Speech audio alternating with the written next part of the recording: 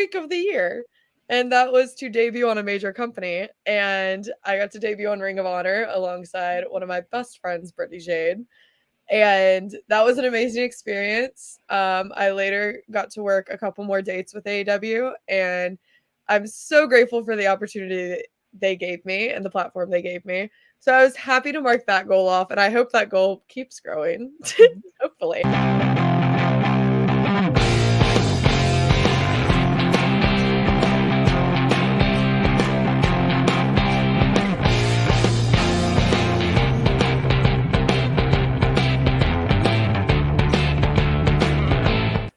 Hello, everybody. Welcome to another episode of Astrid Ass here on Body Sam. And here I'm with another special guest. It was like, I like how we went with people with nice and cute nicknames. We went from the real deal Sada Steele to the stunner Emily J. I love these nicknames. How are you, Emily? I'm good. How are you? Good. I'm really excited to finally meet you. I've heard so many things about you. So I was like, I need to make this happen somehow. So I'm glad we made it happen. Yes, I'm glad we did as well. And I didn't get to have community questions this time around, but I do have a lot of questions for you regarding things that I found about you on social media. So I had to do my research on you. But one of the first things I had to ask, because it's something that we both have in common, and I had to ask, you're a Taylor Swift fan, so I had to get this out of the way right away. I'm gonna put you on the spot here and have you name me one Taylor Swift song that you love. One. One picture to burn, obviously. That quick? Yes. That if I could listen to one song on repeat 24/7, it would be Picture to Burn. Really? Yes.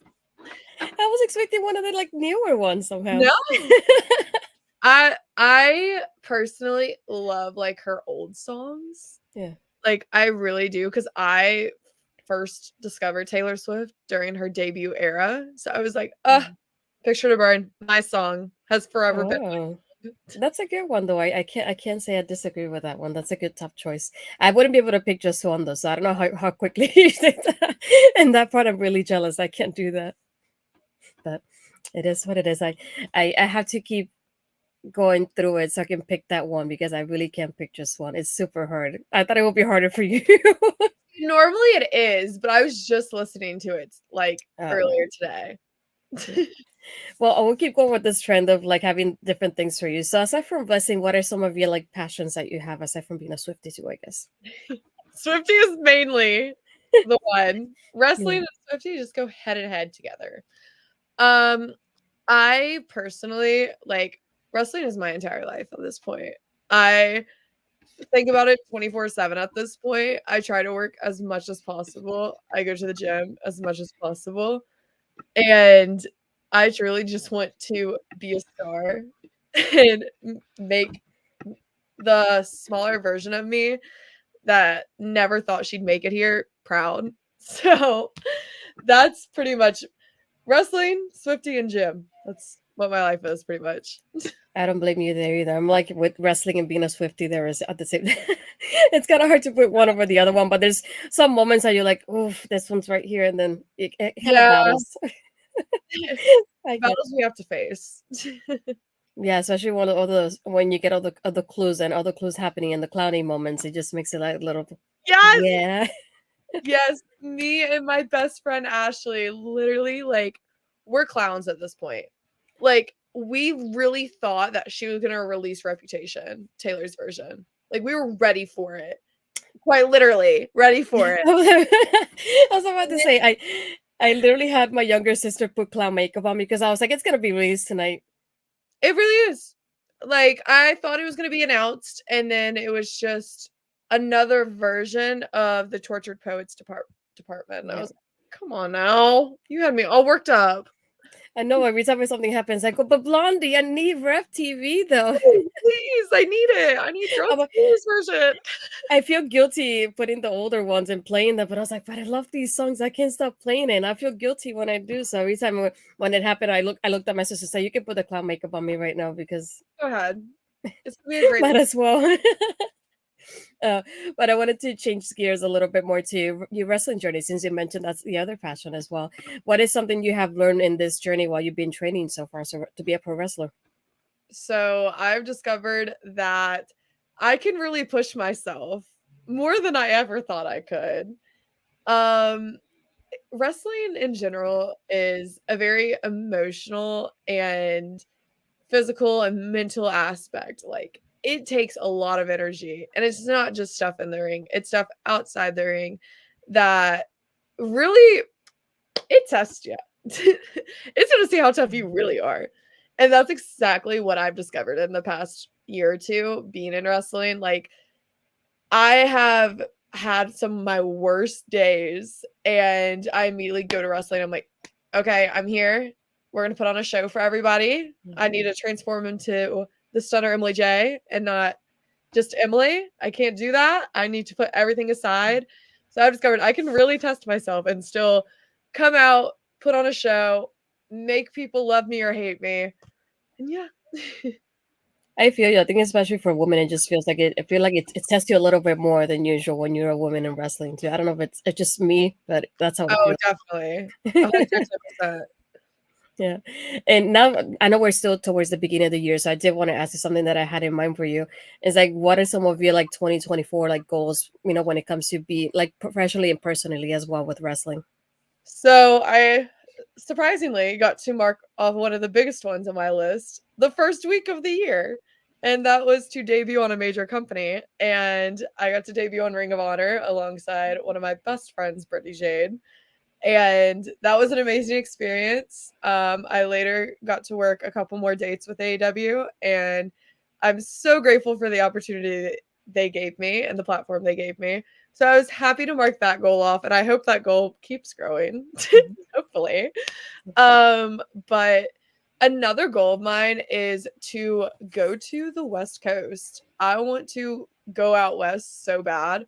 My wrestling mom lives out there, and I just need to meet her first off. And I really just want to wrestle on the West Coast. I got to wrestle in Texas back in December of this past year, and that was an amazing experience. I was thankful for Mission Pro and Thunder Rosa giving me that opportunity to debut for them.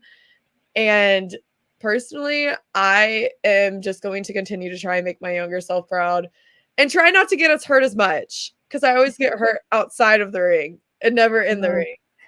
That's ironic. But like that you mentioned it being in Mission Pro Wrestling and with Thunder Rosa, how was that experience? And like, did you learn anything from her while you're being there? That was an amazing opportunity, and I will be back very soon.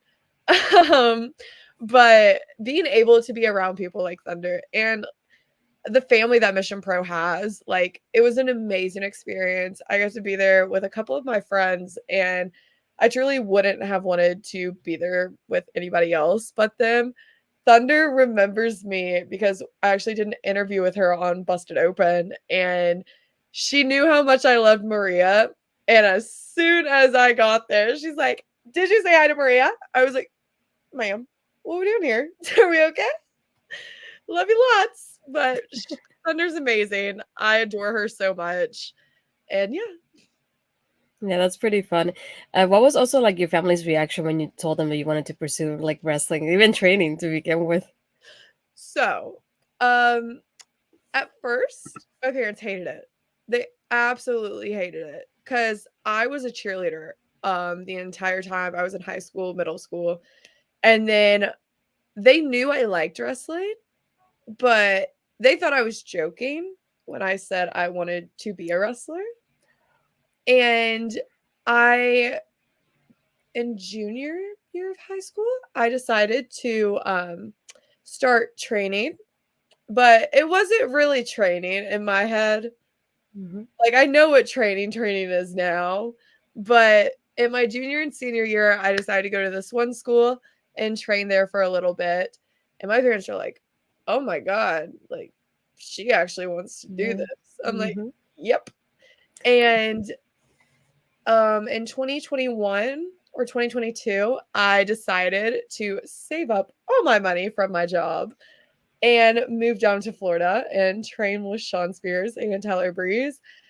And that was probably the most emotionally draining, physically draining, mentally draining couple months of my entire life. They really built me down and built me back up. And I can't thank them enough for everything they've done for me. And being away from my family for Mhm. 2.5 months was something. I really wasn't prepared for because I was only 18, turning 19 while I was down there. I had to spend my birthday by myself. I actually spent it at training on my birthday, but it's they kind of support it now because they understand it. But my mom is by far my biggest supporter and supports me no matter what. And she's like, if you want to do this, you're going to do it. And you're going to put your head and heart into everything you do. And you're going to be a star. Oh, that's really sweet though. I feel like I sometimes, especially when you're a lady, when you kind of give your parents that kind of moment, they're like, they give you those kind of reactions that you're totally expecting. But it's also nice when you see at the end how serious you are, and they actually end up supporting you the way they do, end up being your biggest fans when you do this. Oh, yeah, 110%. Like, anybody can, like, I don't know the exact word, but can back me up when they say if they've ever been to a show I am at and my mother is there, she is the loudest person in the damn crowd. You will hear her over anybody. Like she will sneak her way to the front. She actually did that at AEW. She snuck her way to the front. I was like, how did you manage to do this? How? Like, how did we do this? Be, be like, I'm the mother. You better do. What she said too. But being the, as I mentioned before, your name is the Stunner, Emily J. Did you have any other ideas for your character, or like, did you battle anything before you landed on the Stunner? And if if you had that battle, what else would you have been if it wasn't the Stunner? So a lot of people don't know this. Like you're the only person. Now everybody's gonna know. But the Stunner Emily J was actually made up by Breeze and Spears. Everybody already knew me as Emily J because I was an Instagram model for a long time and I never put my actual name. I just put Emily J. And so I'm like, let's keep this. Everybody knows me as this. Because I was going back and forth with a gimmick that changed my name to Emerald Jade. And my entire gimmick was going to be about crystals because I was so into crystals. And it was just going to be like a spooky type of vibe. So if you know Kaya McKenna, it was kind of going to be like hers, but just all about crystals and not like witch. But love Kaya. She's doing amazing. Yeah, yes. But then I went with the Stunner Emily J. I'm like, it just makes sense. I went from a model to literally being a professional wrestler. And I'm like, the Stunner, she's stunning. It just works perfect. Yeah, I because I did every time I saw about your name, I was like, I kept thinking, like, I wonder if she had any other ideas aside from that, because that would have been interesting to see as well. And I like how clever that name would have been too, Emerald Jade. That would I like that Her one too. name's Like that's a good Crystals. vibe. Her name's Yeah. Crystals. And I was like, oh, I love it. I did. I was also curious about something else about you that I learned is like being that you were, I want to say, kind of like mentored in a way and learning a lot from Liv Morgan. So how did those interactions started with between the both of you? Oh my gosh. Good old G. I love her to death. I first met her when we were in WrestleMania Access back in New York, I'm pretty sure. The 35 one, I think that was the right one. I get lost in WrestleManias if we're being for Me real. too. Like, I forget the numbers. I'm just like, "Oh, the one in New York." I do that too. It was like the one in New Orleans, but not that one, the other one. Yep, that's exactly how I am too. So, I met her there. That was the first time we have ever interacted, and it's when she was having, like, the blue tongue gimmick, and I actually found, like, blue Jolly Rancher gum, and I was like, "Oh, she'll love it." She ain't even gonna, like, have a blue Jolly Rancher. It's in gum form. So, I, like, give it to her, and then she, like, recognizes me somehow, and I have no clue to this day how she recognized me because I used the year before I dressed up as her for Halloween, and I'm like, "Oh, she won't remember it." But that girl got a memory longer than me because I don't remember anything. Um, she came behind the table. We had a whole interaction there, and then me and her just started to get very, very close. She was the first person I told I was going to move to Florida and train at Flatbacks, and she was so ecstatic for me. And while I was down there, as I said, I was by myself on my birthday. Mhm. I had her blowing my phone up, telling me to send her my address. And I'm like, what's going on?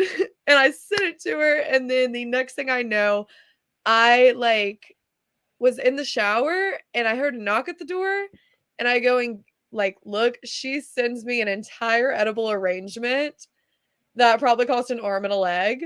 And she wrote me a cute little card. I still hold on to that card. It actually stays in my gear bag. Like, Mm. it's just a reminder to me that someone really believes in me, and for her to believe in me means the absolute world to me. Yeah, I wanted to think about, I would keep thinking about that train of thought as well, of inspiring people. So how do you hope to inspire somebody else in wrestling too? Because you never know who's watching you and you inspire them to pursue wrestling, and we cannot keep that chain going on. So how do you hope to inspire somebody while you're doing this? So I really hope to inspire people just by my story because I didn't grow up like I grew up at a good childhood, but like it was very rocky. Like a lot of stuff goes on behind closed doors that a lot of people don't understand or get. I was bullied almost my entire middle school time I was there. I was bullied the entire time for liking wrestling. I would show up in wrestling shirts and I'd get made fun of. And I just want people to know that, like, you're never alone. Everything will get better. I actually just had somebody, like, a fan account message me and tell me that I inspire them and I made them realize they want to pursue wrestling. Like, anybody can do it. And I was in tears reading it. And I was like, I am really doing this because that was my main goal from the very start. My main goal wasn't to make it to a major company or anything like that, hold all the championships. Like, yes, that would be amazing, and I will still be happy if that happens. I will be over the world happy, but my main goal was to make my younger self proud and be somebody that I needed growing up to somebody else. No, definitely. I can understand that completely. I always got bullied for liking wrestling because it's a guy's thing and it's fake. So to think about like I was afraid of even pursuing like anything within wrestling. So it's like to think of like you never know how it'll work out in the end. Look at both of us now Right, doing this somehow. Ryan. So you know, you I like how when you take those moments and instead of making them a negative, you turn them into a positive somehow. And it's like, look Exactly. at us, it's an example of it. It um, was yeah. And another thing that I was wondering about too is like, do you have any advice or any or something you would like to tell somebody that's thinking of pursuing wrestling? Is like anything you can think of when it comes to that? oh gosh. It will be draining. It's more mentally and emotionally than it is physically at the end of the day. Physically, probably about 60%. Everything else, mentally and or mentally and emotionally. Um, if I could have given myself any advice, it was don't be so hard on yourself. Never. I still remember struggling so bad with body slams. Like, I still struggle with it. And the thing is, we're all gonna be in our head about something that we can't get right. That's just how our heads are built. We're all gonna be stuck in our heads and be like, I can't do this. I suck. Blah blah blah blah blah. But the thing is, like, at the end of the day, all you really have is yourself, and Mhm. it's okay to have a bad couple of days. Go to bed, wake up, it's a brand new day. Try harder this day, or do something different this day. That's how I see it, is to never give up on yourself, no matter how hard it gets. Yeah, and I'm also thinking of how I can see you now and versus what I see before from you. How has it been in, like how have you gained that confidence within wrestling? What have made you like think of like I can do this? I mean, I can do a lot better than what I'm doing now, improving the way you have improved so far. Looking back at, like, probably just, like, a year ago, like, looking at matches of me or interviews of I've done, like, it's crazy to see how my confidence has grown drastically. Like, I don't get me wrong, I still kinda do the same stuff in matches, but I would literally stick to that and that only in matches. And everything's now starting to click. Like, every wrestler can agree, they all have, like, a certain moment when everything starts to click. And that's exactly what I've been, like, discovering lately. Like, I've started to realize, heck, like, I make a better heel than I do a baby face. This might be a lot better than I think.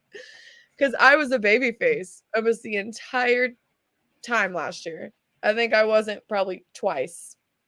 And now I'm discovering bad guy might be the move.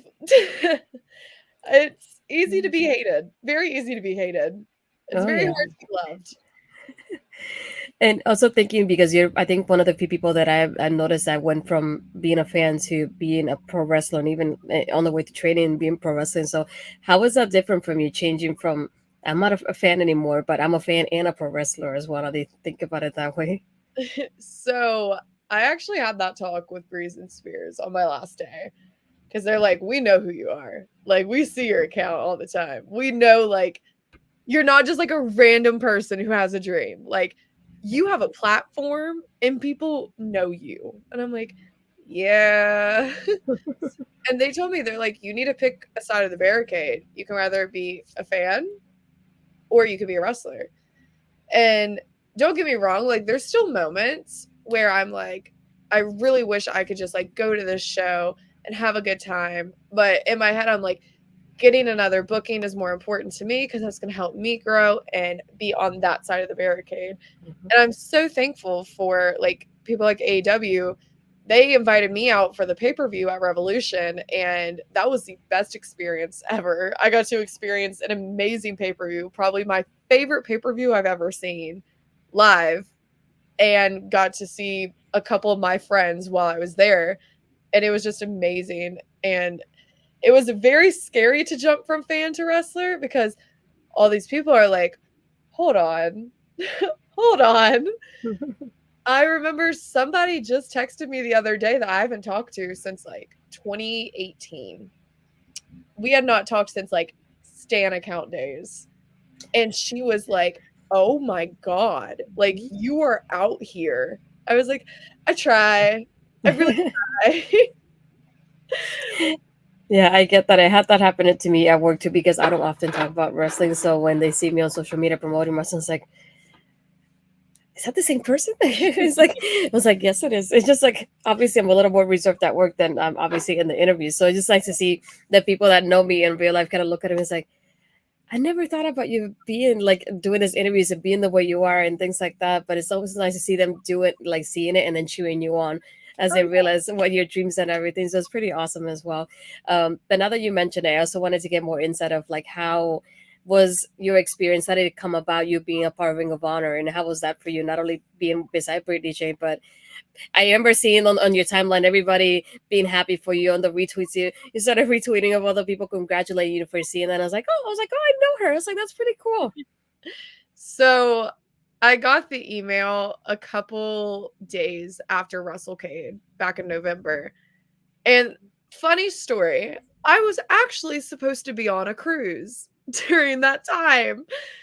My cruise was January 5th through March or January 14th. That was supposed to be the time I was on a cruise. I full on canceled on it. Full on canceled on it. Because AEW was January 6th, and I was like, sorry, I'm going to put my career over cruise any day of the week. See ya. My mom still holds that grudge against me to this day because I canceled on the cruise. And I'm like, sorry about that. I said, hey, but it was worth it. So I got to the arena with Brittany and I was a mess. Like I was so anxious because I have very high anxiety and depression. And when I'm around places, I just get really high anxiety. And I'm like, what is going on? And we didn't find out till probably about 7 o'clock if we were gonna have a match or not. And the funny thing is, or the really sweet thing, Maria Kanellis is the reason I got into wrestling. She's my main girl, my number one girl. I am talking to Brittany about something, and Miss Maria Kanellis just walks up to me with the biggest smile on her face, and she was like, "They put up the board." I was like, "Okay." And she was like, "You want to go look?" I was like, "I'm guessing you already did." And she's like, "Mm-hmm, let's go." And that's when we saw our name. She started crying because Maria's known me since I was probably 12, 13, 14 years old. And now I'm about to be 21 years old. And she's an amazing human. She was the first person to find me after the match. I was talking to my agent and she just runs up to me in tears and she was like, "I'm so proud of you. You did this. You are meant to be here. Don't let anyone tell you otherwise." And that's exactly what happened. And I have never been more grateful for that opportunity. I really hope to be back soon. Yeah. I don't know if that is for you, but if it wasn't, what has been the moment of your career so far that you have been like, I can't believe that happened to me already? Probably the Ring of Honor. Yeah, I was yeah. not expecting that at all because I have done extra work for them before and I'm like, okay, like I'll just go seat fill, like it's okay. Like I'm still here. I'm grateful for the opportunity to even be invited. And then as soon as I saw my name, I went, "Oh my God. Like this is not happening."